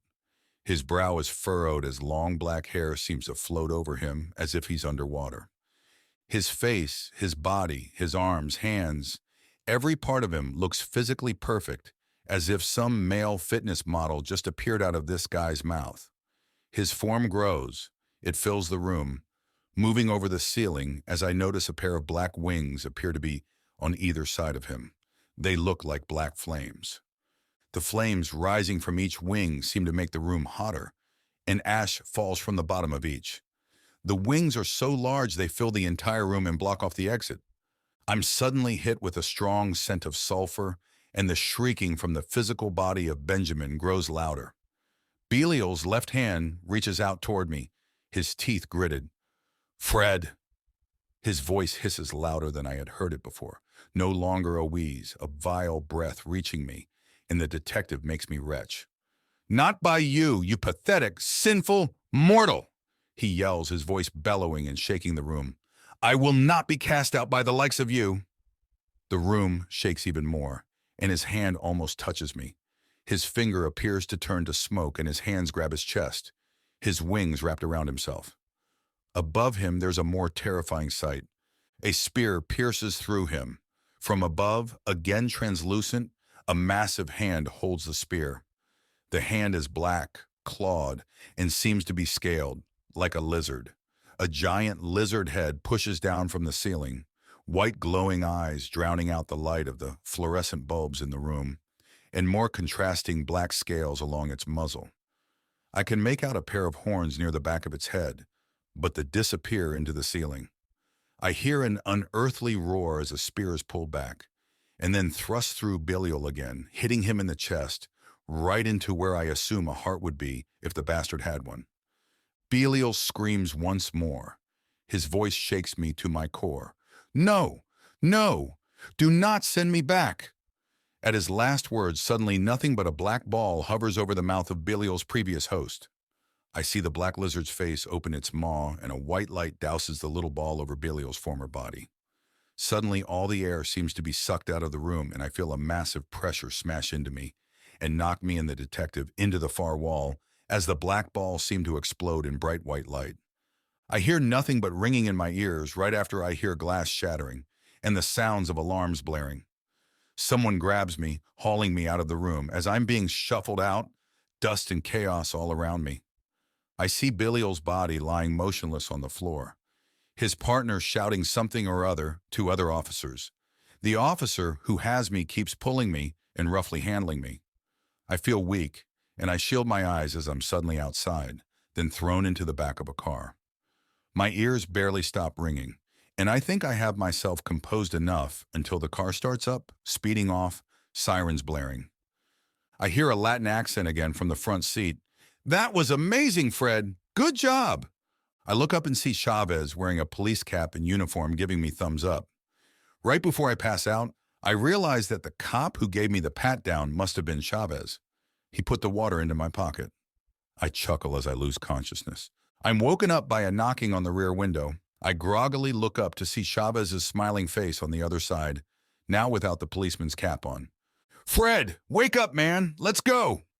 The door opens and I'm dragged out.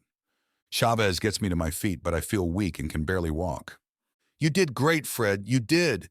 Hang on a little bit longer." I can't go on and fall to my knees. Everything is still spinning. "St. Timothy!" Chavez shouts. "Quickly!" Before I know what's going on, I see Timothy rushing towards me. "You have to heal his spirit," Chavez says. "The exorcism took a toll on him." "Jorge, I don't know how," I hear Timothy admit. Chavez grabs Timothy's hand and places it on my forehead. "Ask your grandmother." Timothy then takes a breath and suddenly I feel, well, better. I blink my eyes clear and start to get up off my knees. By the time I'm standing, I look to Timothy in front of me, still wearing his trench coat, looking at his hand curiously. Chavez is thrilled. "I told you, Belial's interference wasn't enough to weaken the gift passed on." Timothy nods, seemingly in shock, and then looks to me. "You did well, Fred." I lean up against the car and look Timothy in the eyes. "So you're not an angel?" Timothy shakes his head, but Chavez protests. "He is," Chavez smiles to me. "But he's young still. He doesn't know his own strength, Fred." I look to Chavez, oddly. "How do you know?" "Because I read the Bible, Fred." He points to Timothy. "He's the grandson of St. Dinah, daughter of Enoch." Timothy just nods. "We can talk later, Chavez. I think Fred needs to know where he is." Chavez smiles and points to a 2-story house. "That's your new home." I look around. There seem to be a few homes sprinkled here and there, but it looks like I'm in the middle Midwestern bumfuck nowhere. Timothy and Chavez make their way down the walkway toward the 2-story home, and I follow. When Timothy gets to the door, he knocks 3 times. "Fred's here," Timothy says as he knocks. The door opens and I see Sandy's smiling face. I run past Chavez and Timothy, and I hug and kiss her for what feels like too short a time, right up until I get a firm punch to the shoulder. Timothy and Chavez both wince. "Never take a job like this again," she says. "We were scared half to death." She takes a deep breath. "Also, we're going to start going to church, like a lot." "I thought you were dead. You and the boys," I said softly. Suddenly, Sandy is glaring at Timothy. "Oh? You did you?" She charges at Timothy and proceeds to hammer his shoulder a few times, punctuating each hit with a word. "Timothy, how dare you do that to him?" Timothy gasps in pain. "I'm sorry, Sandy." She turns around sharply and walks back inside. "The boys are playing video games right now, and they won't shut up about how the internet sucks. Now get in here while I try and figure out dinner." I hear a litany of other complaints from her, from the stove to the refrigerator and the like, which is typical of her. I walk inside, relieved to find my wife safe and still slightly crazy, and greet my 2 boys. For the first time in weeks, I feel happy and free. After dinner, where my boys challenge Chavez to a round of some first-person shooter, I see Timothy in the backyard looking out over more than an acre of property, apparently mine. The sun setting in the distance. I walk toward him, looking him over. "So how old are you?" 25, Timothy says. "Jesus, I have 15 years on you," I say plainly. Timothy nods. "How exactly are you an angel?" Timothy shakes his head. "I'm hardly an angel, certainly not a saint like Jorge keeps calling me." "So what are you then?" "At best, half angel, half—" He looks far away into the sky. "Monster. Care to elaborate? I'm done being in the dark." "So we're breaking the no questions asked policy?"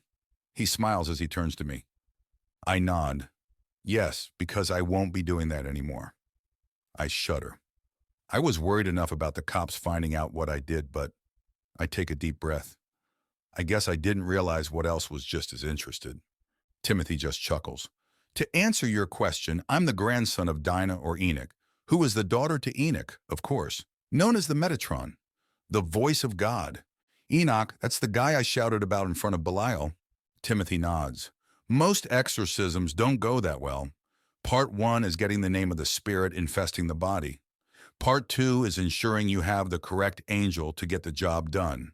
Most possessions, you can invoke Michael the Archangel, and they'll go screaming because Michael's the commander of God's army. Half the time, Michael will actually delegate the task to a lesser angel, but that depends on the individual's faith and resolve. That can drive out most lesser demons. For Belial, we needed bigger guns, but a stronger resolve. That's why we needed you, seeking justice and retribution. Otherwise, you may have died. Timothy frowned to me. It's why I had to make you believe Belial had killed your family. It was hard, as I can't lie. I try to let that not sink in, so you can't lie at all? As a descendant of Enoch, it's kind of in my blood. I mean, someone who speaks for God has to lack the ability to lie, of course. I try to think of a time when Timothy lied to me, but while he withheld information, he never did lie.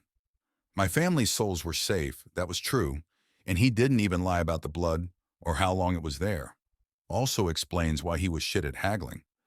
That means you talk to God? The Metatron speaks for God, right?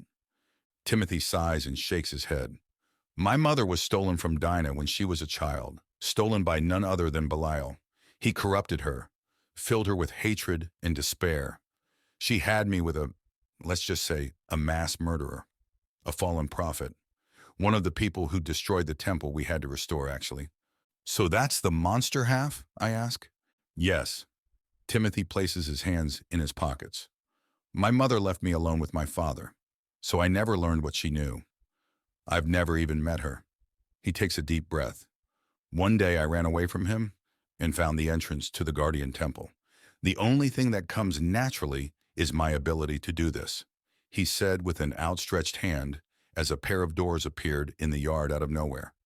I look, and inside, now well lit, is the room I was so used to working in, but had no desire to visit again. I used its gates to come to this world, joined the military, rose up the ranks, and gained influence. Because I'm going to fight my father. He looks to me. I'm going to stop him and his sister from destroying another world. To do that, I needed a base. I did my best alone, but I needed help to fix the temple up. So you called me. Timothy nods again. I didn't lie about how I heard of you. Everything else is settled. How did you save my family? I thought they were dead. I saw bodies. Timothy laughs. I got your message. When I did, I realized the mistake I made, that I didn't know where you were or that you had a family. But you should thank Chavez. He knew where your address was. From there, I was able to will the gates to open. I had just opened them in the basement and found your family there. Sandy's quite the smart woman, by the way. She had soaked towels and sheets and shoved them under the door's windows and was doing her best to hide under a soaked blanket. She was shocked to see a pair of doors appear out of nowhere, but she ran in regardless, taking the kids. He sighed. From there, I was able to substitute some corpses, and Chavez and I figured out a way for you to defeat Belial. I raise an eyebrow. Why couldn't you defeat him? Timothy's smile weakened as he looked at my new house. I was afraid. He kicks the dirt, slightly frustrated. Belial manipulated my mother, stole her away from my grandmother, and nearly gotten his hands on something that could have handed him the world, all because of my miscalculations. He's older and more powerful than anything I'm likely to ever face or be. So it's like you thought in the car. Your guardian angel is kind of a... He grins a bit at me. Pussy. Like I thought, I said, bewildered. Mind reading is a simple trick if you're part angel, apparently. Why me? Honestly, Timothy said, some amusement in his voice, Belial, at his core, is a follower of Lucifer. Like his master, he's most vulnerable when he thinks he's won the day. So me thinking he killed my family and him tormenting me was him, what, boasting? Timothy nods. Pride comes before the fall, always. I shake my head. So I get why I helped, but you couldn't call in reinforcements? For a thing like Belial? Timothy's smile falls. Fred, I am the reinforcements. I felt my stomach fall a bit. What do you mean? Timothy looks to the temple entrance in front of us. Angels existed on this plane because God needs them to perform his miracles. God, while omnipresent, is also omniabsent. The angels serve his desires, and he directs them from time to time. He looks to me. Think of it as if every time God blinks, a few hundred years pass. He can only invoke his will directly from time to time when directly called upon by someone of extremely strong faith. I look to the temple doors again. So that temple, the guardian temple, where God's angels amassed to coordinate his will, chose prophets, create miracles, lead by the Metatron. I recall the blood I had to clean up. So wait, you mean they're gone, murdered by what is in essence my aunt and father. I'm all that's left and I'm trying to rebuild. So for now, we need to lean on the resolve and faith of mortals, like you. He smiled at me. But now I don't feel so helpless. I feel like there's a chance, however small. Timothy looks at the open gates with a faraway gaze. We're losing, however. I'm not sure how long it's going to take me to recover and get the upper hand. How long do you need? I ask like I could do anything. 15, maybe 20 years? Which reminds me, I need to get back to work. Timothy gives out a sudden whistle. Chavez and I should go. We've caused you enough trouble. Chavez? Still? I laugh. What do you need him for?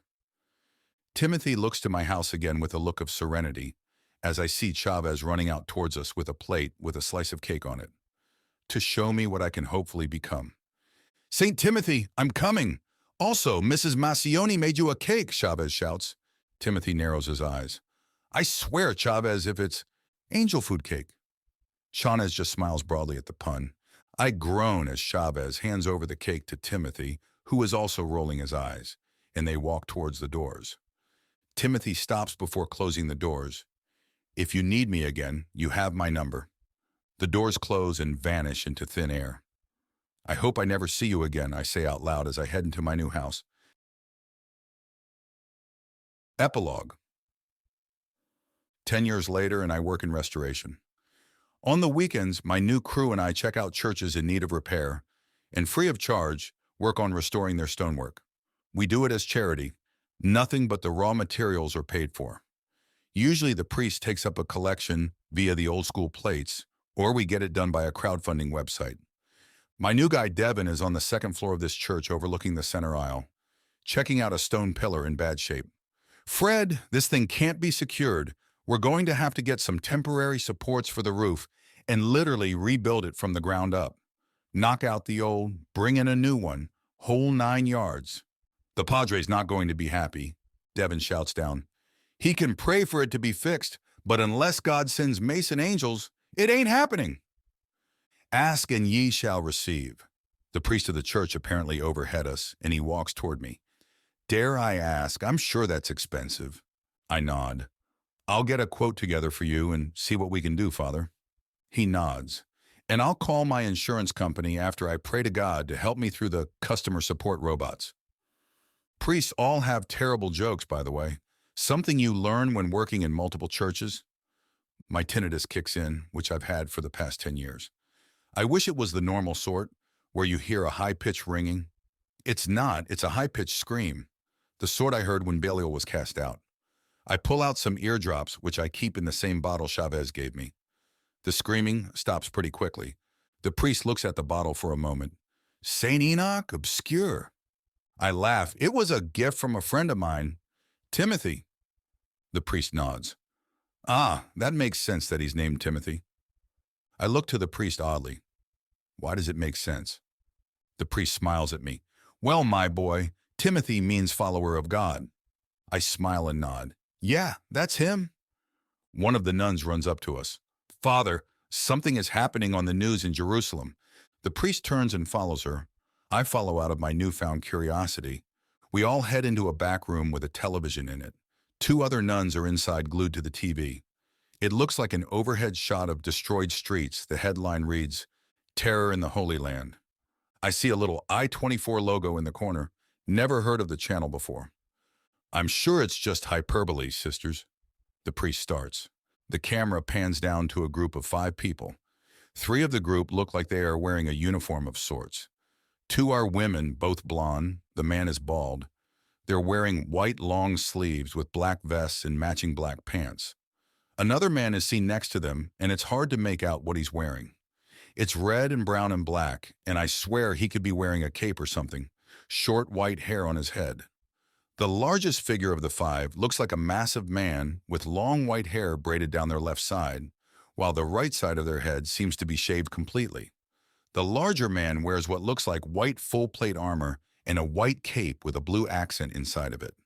Suddenly, the bald guy cracks his fingers, and fire spews forth from his hands like he has a flamethrower under each palm. One of the sisters watching screams, and the priest tries to comfort her. The anchor man on the TV feed chimes in. It looks like they have some kind of advanced weapon systems, and it seems attack helicopters are being called in. Oh my God! The camera shakily changes as the white figure is suddenly in the air, and a pair of white wings have unfolded from behind. In an instant, suddenly, something springs from the angel's back, lands in its hand, and smashes into the helicopter, destroying it in an explosion of fire, before the figure flaps their wings again, blasting the debris away and diving at the next helicopter, jabbing the object that was pulled out into the helicopter closer to the camera. I lunge for the remote and hit the pause on the TV. Frozen on the screen, it's clear to see it's not a man, but an absolute monster of a woman. In her hands is a massive sword, huge and bulky, and yet she seems to wield it without much effort. It looks like there is a blue Omega symbol on one of the shoulders of her white armor. I recall what happened to the helicopter as she swung at it, destroyed in a single blow. I remember the bloodstains of the temple as my hellish tinnitus kicks in again. I remember the gash in the floor as I spot the sword on the screen. Mike's voice echoing in my mind. This looks like one clean cut. The voice of the woman who Timothy was talking to in the temple behind the barricade, and I remember what she said over the sound of machinery. It was her, wasn't it? The daughter of Lucifer. One of the nuns asks, Is that an angel? My face goes pale as I realize who this is, what she can do, what she has done. She's here now, the people Timothy is trying to stop. I try to fathom if Timothy has had enough time to get ready, if we have any hope at all. The priest suddenly starts to speak behind us all, and I heard a voice in the midst of the 4 beasts, and I looked, and behold, he points at the screen ominously, his hand shaking. A pale horse, and his name that sat on him was Death, and hell followed with him. Amen. And there we have it, dear listeners. Another journey into the shadows has come to an end. If you enjoyed our nocturnal escapade, please show your support with a like and subscribe. Your engagement lights the way for more tales to be shared. Stay tuned, stay spooky, and most importantly, stay safe as we continue this journey into the shadows together. Good night.